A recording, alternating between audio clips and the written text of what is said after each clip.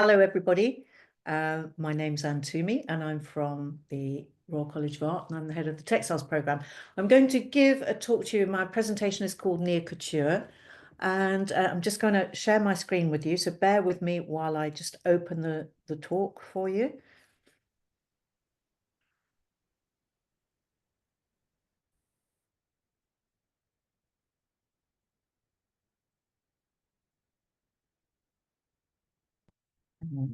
Let's just get this set up here. There we go. So Near Couture, this project that I'm going to present to you is one of 22 projects that are part of a really important collaboration between the Royal College of Art and the Hong Kong Polytechnic University. And this is based on many years of strategic partnership between the two institutions. And it's a laboratory for artificial intelligence in design, or as we call it, AIDLab. And it has established a new creative cluster for AI in design. Work commenced in July 2020, in the middle of the lockdown, and the official launch of AIDLab was held in June 22. And the first round of projects are now in their final year.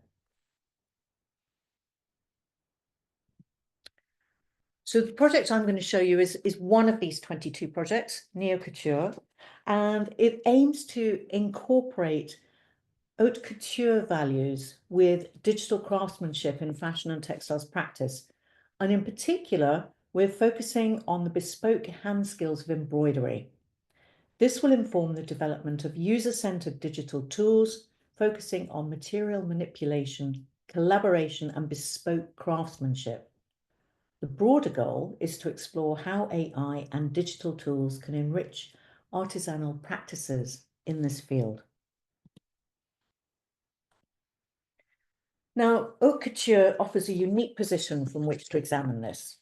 The distinctive and rarefied artisanal crafts of this field are far away from commonly held ideas of digitization and artificial intelligence, and therefore present a great opportunity to challenge these ideas, specifically in relation to the humanness of the craft and how the unique bespoke handling of materials inform the development of identity and aesthetic signature, if you like, the creative DNA, which contains, of course, significant economic value.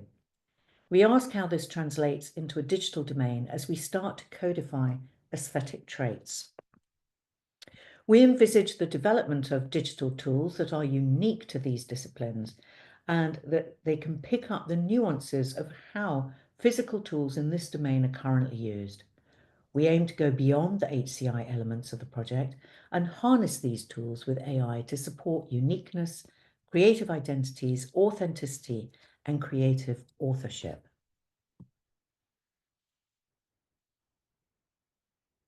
These questions are central to our project.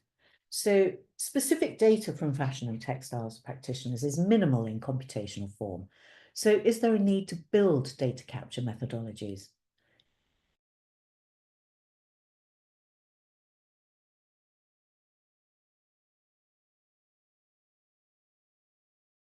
Harness AI to support uniqueness, authenticity, and creative authorship? And what are the social implications of these ideas?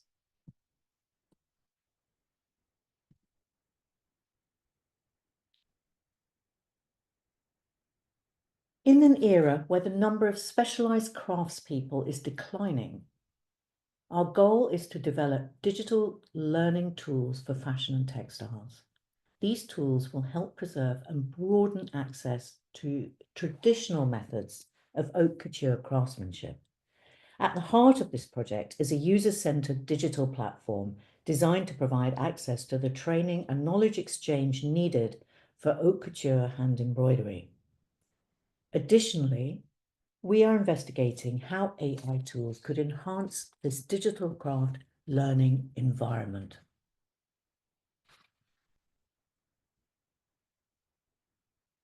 So our research framework includes the following. It's about recording haute couture craft. It's about user interaction studies with digital interfaces. It's about creating bespoke hardware development for digital hand embroidery interaction and the development of a software platform for craft learning and practice.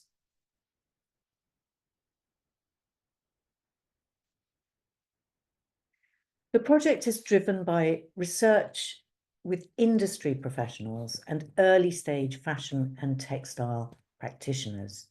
And at this stage, we are building a unified digital tool integrated through a platform that is developed in Unity.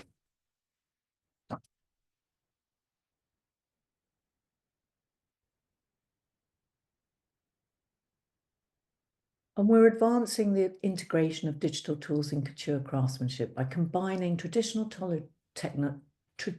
techniques with innovative technology. So these hybrid tools sort of span the material and digital domains. And here we see on the top right, we've got an embroidery cloth on a tambour frame, and we've developed a capacitive sensor cloth so that we know exactly where in the cloth the needle is being used and how the hands are being used. So we have data capture from both above and below the cloth. You can see below the cloth on the bottom right. And this data is transferred through Blender and Unity. You can see on the left-hand side, we are able to capture the hand movement and the gesture. So we're capturing this real-time data of how artisans are embroidering cloth. And we can then use this to teach, as well as preserving the skills. We see a little bit of it moving here. These are quite raw, these examples. Let's move on.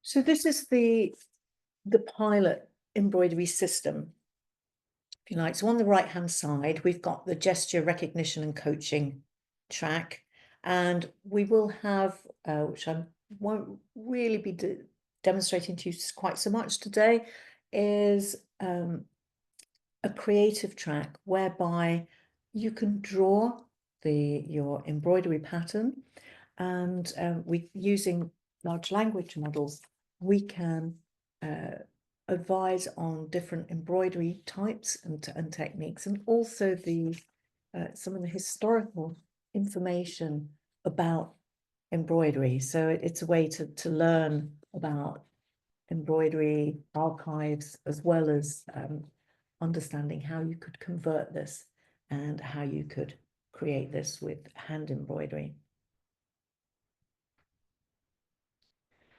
What we also did as part of the early work with the creative track was to work out and investigate how designers, fashion and textile designers, responded to having an agent-based system. So how did they respond to having the computer co-designing with them? And we built very simple techniques to do this, whereby the designer would start to do a pattern on the right-hand side, but then the agent-based system would then start to design with them and start to fill in and create patterns. And we got quite mixed results on that. For some people were very keen to do more, and some people really hated it. So it was quite a mixed sliding scale of how designers will welcome and embrace, working alongside artificial intelligence as a co-creator.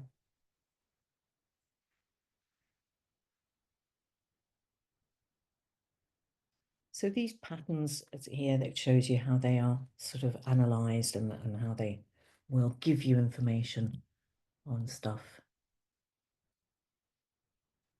Sort of a lot of things there. And here we are suggesting different systems and different stitches.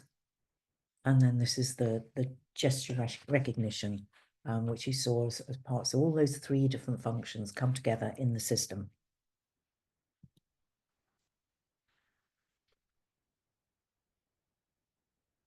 And this, let's see if I can get this video to play here. Yes, so we see here, we see the hands working together. So this is a simulation of what the system will look like. But in real time, you'd be embroidering, you can be following the hands, that the gesture recognition will help to guide you and give you some real-time feedback, and you can learn through this sort of artificial tutor, if you like.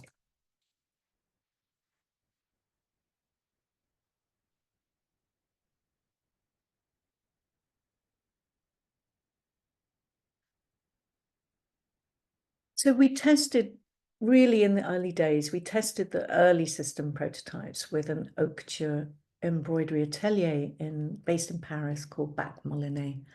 And one of the important things here was to put the system into a real life situation and test out responses to this and how people felt about it. And whilst there was hesitancy, once people understood a little bit more about the project, they were very keen on it. I think, and we have come across this before as well, with if you're talking about sort of hand skills, traditional skills and heritage and AI in the same conversation, a lot of people can jump to a conclusion that you're trying to replace the human, whereas in fact what we're trying to do here is to preserve these human skills. Yeah, and so our system is designed to respect traditional craftsmanship while introducing cutting-edge digital capabilities.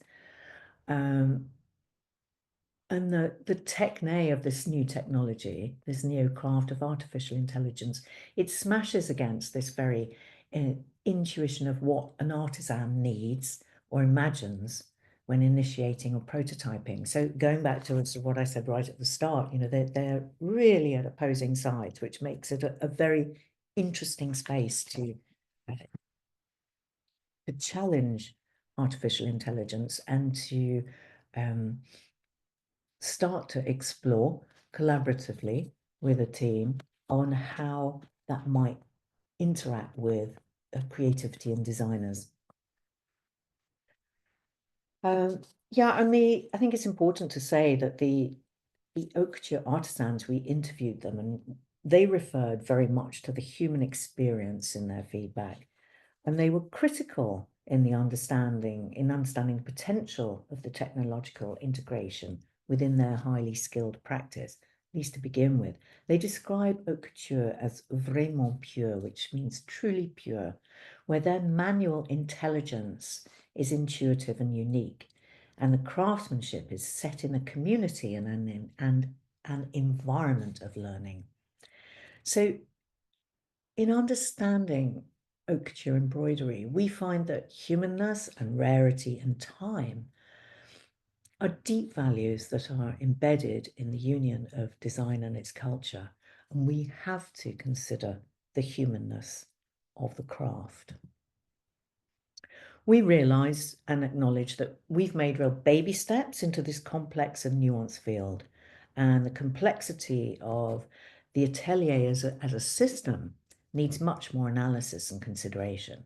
And we were just really looking specifically on the details of the hand and hand embroidery, because that is part of the whole human body and the ergonomics of how that moves. It's part of the environment in which the human is working. It's part of the environment where the human is in an environment with other humans and interactions between them. So there's a very complex system that is the atelier embroidery, and we're just looking at a minute part of it.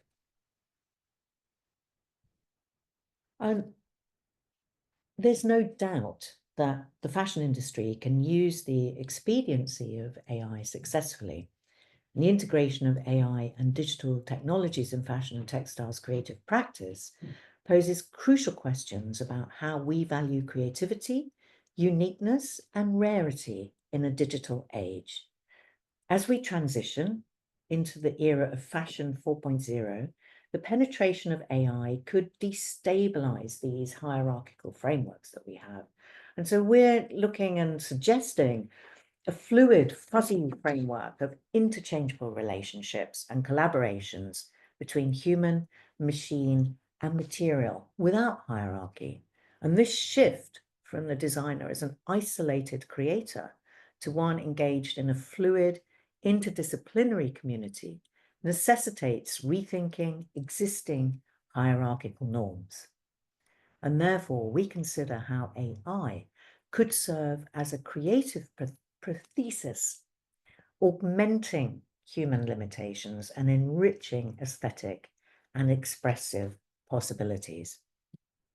So thank you very much for listening. Thank you to my team, which includes Zoe Broach, Head of Fashion, Professor Jeannie Tan, part of the Hong Kong Poly EU and part of the project that you're embarking on. Excuse me, Louis Alderson Bivell, Chanan Lin, and Musa Lala. Thank you very much.